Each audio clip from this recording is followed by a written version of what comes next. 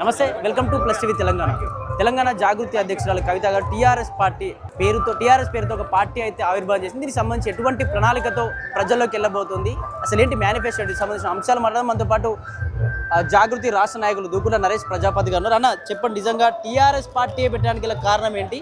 అంటే టీఆర్ఎస్ పార్టీకి ఇంతకుముందు ప్రజాదరణ ఉంది కాబట్టి అది ప్లస్ అయితే పాయింట్లో బీఆర్ఎస్ పార్టీని టార్గెట్ చేస్తుందా? ఏం చెప్పి ఒకవేళ ప్రజాదరణ ఉంటే వాళ్ళు ఎందుకు ప్రతిపక్షాలు ఉంటారు బ్రదర్? వాళ్ళు ప్రతిపక్షాలు ఉన్నారు కదా. ఒకవేళ ప్రజాదరణ ఉంటే అధికారంలో మళ్ళీ ఉంటుండే కదా.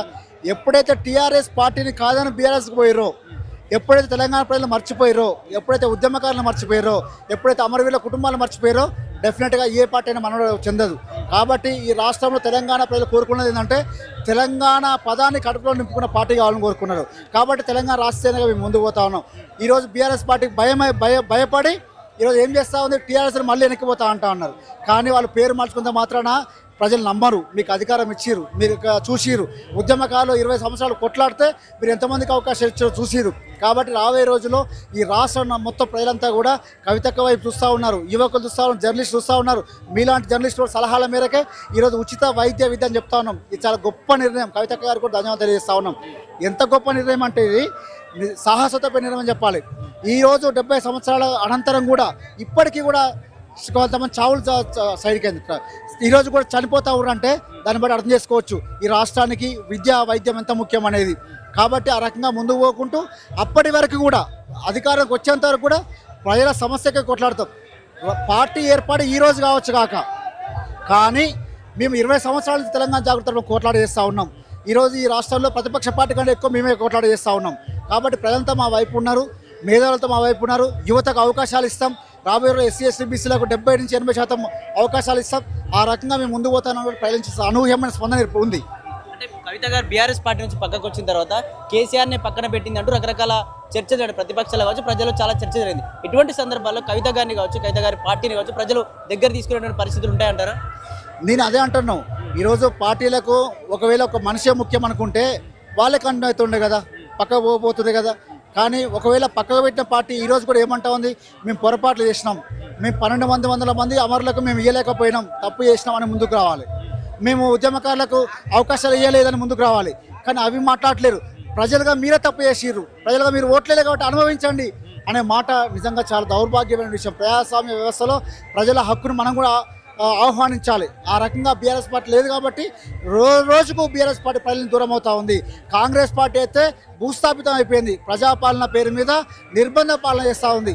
శంకర్ గౌడ్ చనిపోతే ఆ ఆరోగ్య పరిస్థితి తెలుసుకోవడం మేము అపోలో డిఆర్డీఓకి పోతే కనీసం గేటు ముట్టుకొని పరిస్థితి కనబడతా ఉంది. అంటే ఏ నిర్బంధ పాలన ఇది? తెలంగాణ ప్రజలు కోరుకున్నది ఇదేనా? మీరు ప్రజాపాలన కదా, నిర్బంధ పాలన చేస్తారు కదా. కాబట్టి ఈరోజు మీ ప్రజలను తిరస్కరించబడింది. మిమ్మల్ని రాబోయే రోజుల్లో ఈ తెలంగాణ రాష్ట్రానికి తెలంగాణ రాష్ట్ర సేన మాత్రం ప్రత్యామ్నాయం అవుతుంది. కవితక్క గారు మాత్రమే సీఎంగా ఉంటేనే ఈ రాష్ట్రానికి మంజూరు చెప్పి పూర్తి విశ్వాసంతో ఉన్నాం. అంటే ఇక్కడ కాంగ్రెస్ పార్టీ కథమైపోయిందని చెప్తున్నాం, కానీ కవిత వెనుక కాంగ్రెస్ ఉంది, రేవంత్ రెడ్డి నడిపిస్తాడు ఈ పార్టీని అంటూ రకరకాల చర్చలు కూడా నడుస్తూ ఉన్నాయి. ఎట్లా చూస్తారని డెఫినెట్గా చేస్తారండి. ఏ పార్టీకి లేదు అట్లా.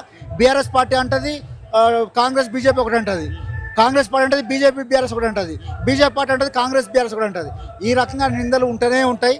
కానీ మేము ప్రజల కోసం పనిచేస్తాం, ప్రజల్లో మమైక్యం అవుతాం, ప్రజల కోసం నిలబడతాం. కాబట్టి ఆ నమ్మకంతో విశ్వాసంతో పూర్తిగా పనిచేస్తాం. తెలంగాణ అంటే గుర్తొచ్చేది ముందుగా బలిదానాలు, తెలంగాణ ఉద్యమకారులు. మరి తెలంగాణ ఉద్యమకారుల మద్దతు ఉందా కవిత గారికి?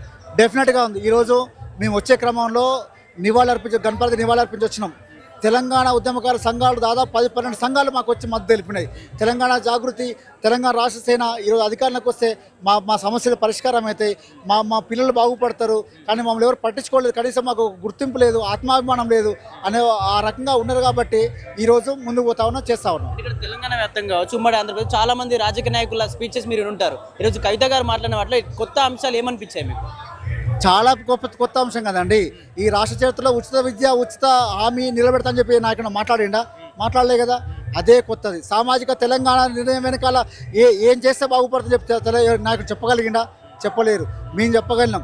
సామాజిక తెలంగాణ దిశగా అడుగులు వేస్తూ అన్ని వర్గాలకు రాజకీయ అవకాశాలు ఇస్తూ అందరికీ రిజర్వేషన్ ప్రక్రియ, బీసీ ఎస్సీ ఎస్టీలు అందరూ ఒక తరాన్ని ముందుకేసే విధంగా ముందుకు పోవాలని చెప్పి ఆశిస్తూ విద్య కూడా పూర్తిగా ఇస్తేనే అన్ని వర్గాలు బాగుపడతాయని పూర్తిగా నమ్ముతూ ఈరోజు ఈ నిర్ణయం తీసుకోవడం జరిగింది. తెలంగాణ వ్యాప్తంగా టీఆర్ఎస్ పార్టీ తరఫున ఏం చెప్పాలి తెలంగాణ ప్రజలకు? తెలంగాణ ప్రజలకు ఒకటి చెప్తా ఉన్నాం, మీరు అందరికీ అవకాశం ఇచ్చిర్రు.